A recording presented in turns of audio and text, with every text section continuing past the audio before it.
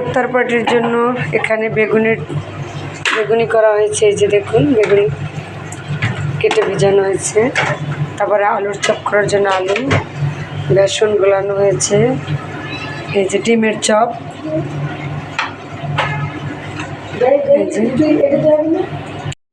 অনেকেই আছি আমরা বেগুনিটাকে কেমনি করে রাখি, এভাবে একটু করলে আমার মনে হয় একটু স্বাদটা বেড়ে যায়। এই যে আমি একটু সবসময় এভাবেই করি, সব মশলা একটু মাখিয়ে রেখে দিই।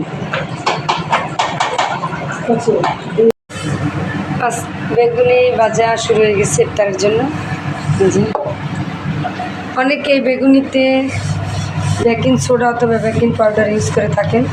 আমি তাদের উদ্দেশ্যে বলবো, একটু বেসনটাকে গুলিয়ে রাখলে আমার মনে হয় এভাবে ফুলে যায়। দেখেন এখানে কিন্তু একটু বেকিং সোডা কিংবা বেকিং পাউডার দেওয়া হয়নি, সম্পূর্ণটাই একদম পিওর এবং ভেজাল মুক্ত।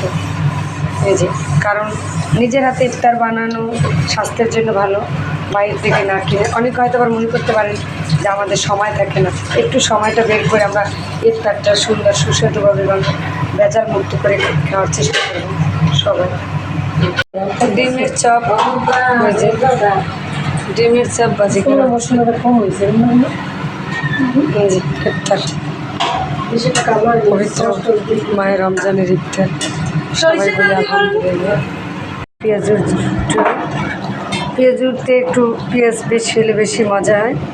এই যে কালারটা দেখেন, তার মানে বোঝাই যাচ্ছে যে কালারটা এরকম খেতে আরও মজা।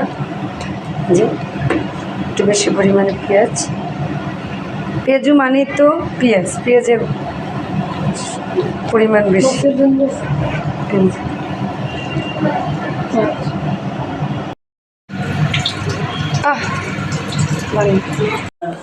এই যে ফল সাজানো হয়ে গেছে সবগুলো।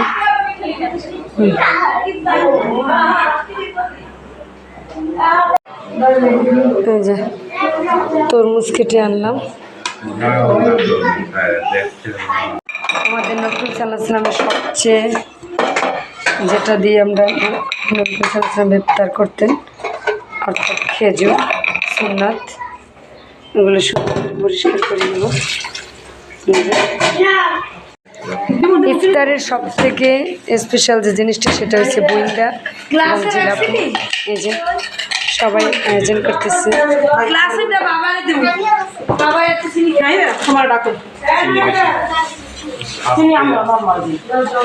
অল্প চিনি দিয়ে সবাই আমাদের ফ্যামিলির জন্য দোয়া করবেন, যেন এভাবেই সবাই আগামী দিনের রমজানের ইফতার করতে পারে এবং সবাই যেন আয়াত করে।